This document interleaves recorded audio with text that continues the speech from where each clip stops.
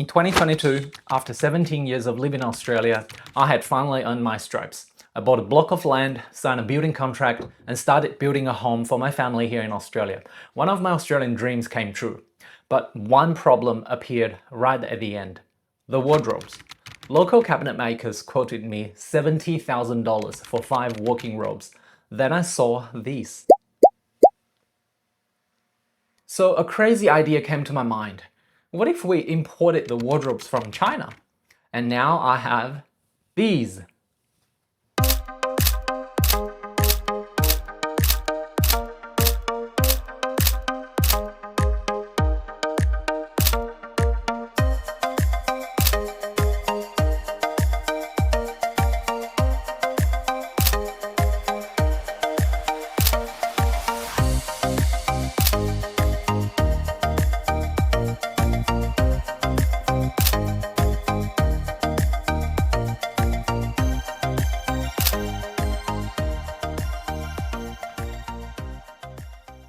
Just to clarify, this is not a tutorial, but just a case study on how we saved some money in our house build.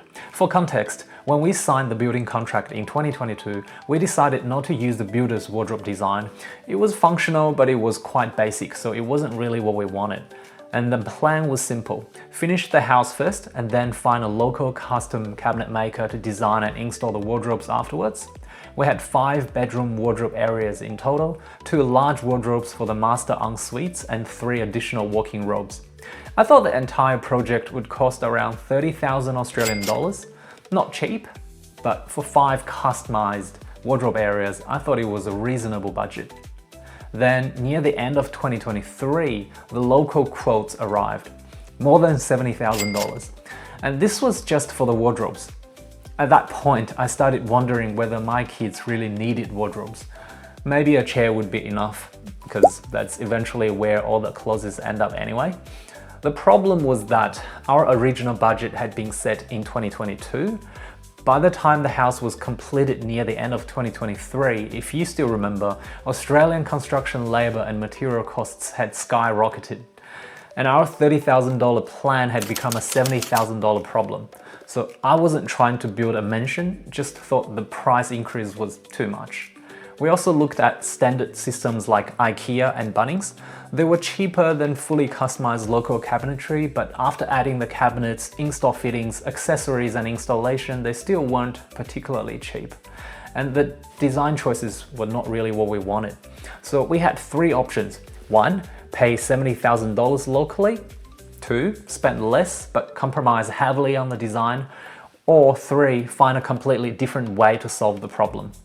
On one hand, I have always wanted to support Australian local businesses, but on the other hand, as a Chinese, I also believe that the art is in the savings. So the decision was made. The whole project process can be summarized in 6 basic steps. Step 1, speak directly with the factory. We had several video meetings to explain our floor plans, what my wife and I wanted, understand what they could realistically manufacture and what are meeting Australian building standards. We also have done the measurements of the wardrobes ourselves according to their instructions. Step 2, choose the colors, materials and layout. We discussed the overall appearance, the internal storage, the shelves, drawers and hanging spaces and etc. Step 3, review the 3D mockups. The factory created a digital mockups for each wardrobe area. This allowed us to see the proposed design before production started and making changes while changes were still relatively easy. Step 4, manufacture everything in China. Once the designs and materials were confirmed, the factory produced the panels, doors, drawers and internal components. Step 5, ship everything to Australia. A cross-border logistics provider managed the China side of the shipment, the international sea freight and the Australian side of the delivery. Step 6, use a local installer.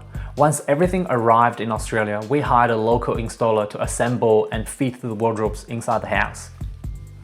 That sounds very simple when you reduce it to 6 steps, but every step depended on the previous step being correct. If the measurements were wrong, the wardrobes might not fit. If the design was wrong, the factory would manufacture the wrong products.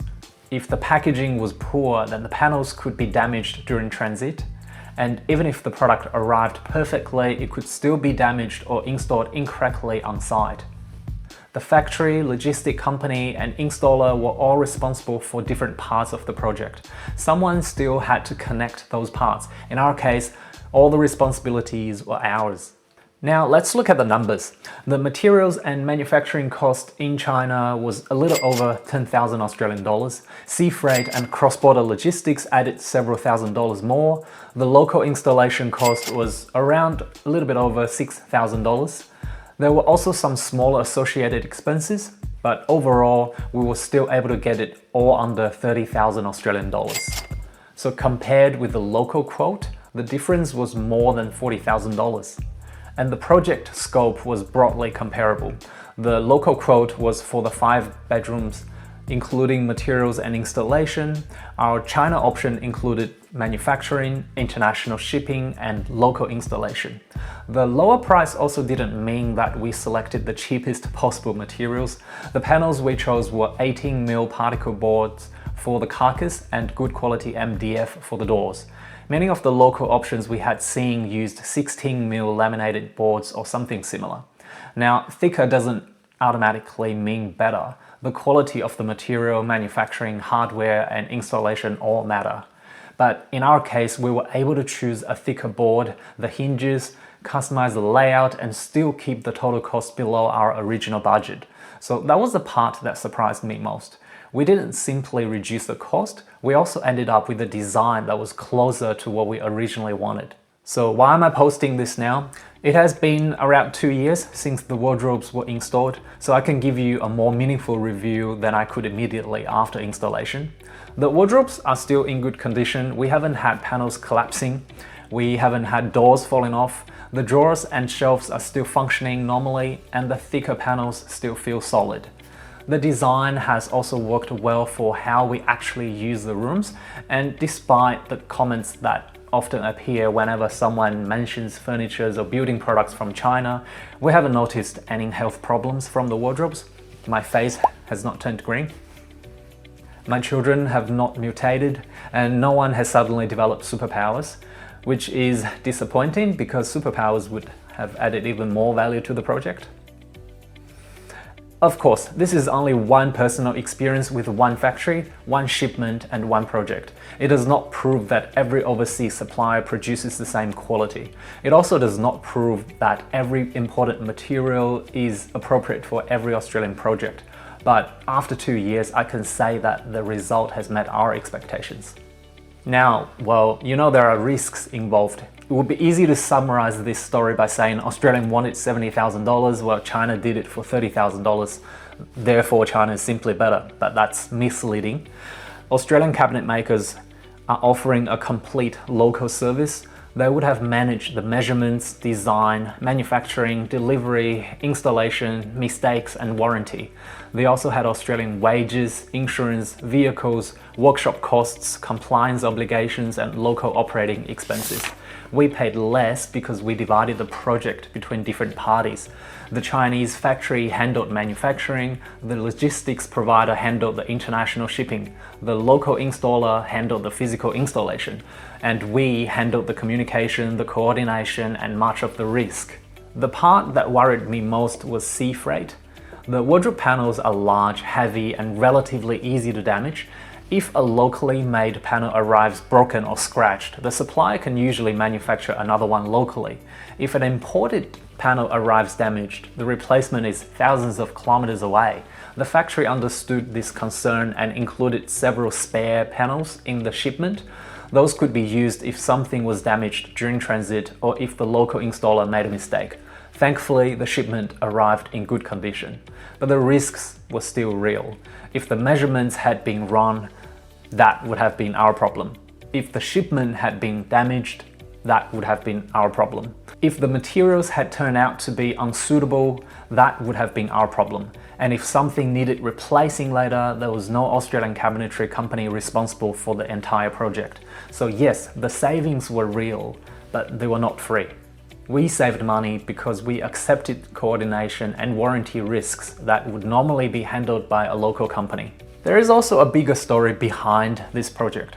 20 years ago, importing fully customized cabinetry from China would probably be only possible for large commercial developments, a hotel, an apartment project, a major builder, or a large company ordering enough products to fill in a container and employ people to manage the factory's freight, customs, and installation.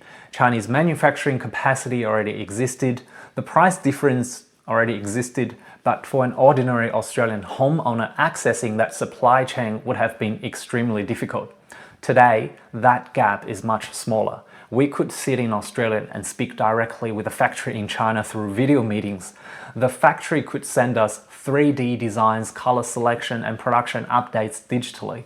A cross-border logistic provider could collect the wardrobes in China, consolidate the shipment, manage the sea shipping, and coordinate delivery in Australia. Then a local installer could complete the final stage inside the house. This is what made our project possible. It wasn't only that Chinese manufacturing was cheaper, it was that modern logistics allowed an ordinary family in Australia to connect a Chinese factory with a local Australian installer. The factory did what it was good at, the local installer did what he was good at, and the supply chain connected the two. And this is the broader transformation. Before anyone copies exactly what we did, I want to make one thing very clear. Don't do this blindly. We were able to manage this project because we had several advantages. One, my wife and I speak Chinese, so we could communicate directly with the factory and understand what was actually being discussed. There are factories with English-speaking salespeople now, but in our case, we didn't need to, so we could negotiate and haggle the prices easier. Two, we understood enough about Australian building standards to know what materials and specs needed to be checked carefully. I work in e-commerce and online retail, so I have understanding of cross-border logistics and sea shipping these days. And most importantly, we were prepared to accept the local warranty risks. Australian building requirements, product standards, biosecurity processes, import rules, and compliance obligations can change. Unlike EVs can get into Australian market with less restrictions because Australia does not have car manufacturing anymore, but there are local cabinet makers, tradespeople, and small manufacturers also need to operate under Australian wages, regulations. So Australia also has to balance two competing interests. Governments may continue changing policies to protect consumers, maintain safety standards, and support local businesses. But my main point is that modern digital transformation and cross-border supply chains between Australia and China have changed what ordinary people can access. We were able to solve a $70,000 problem with a $30,000 solution. For us, it worked. This is just the tip of an iceberg of what we did to our house. If you are interested in more stories like this, let me know in your comments below. Have a great one.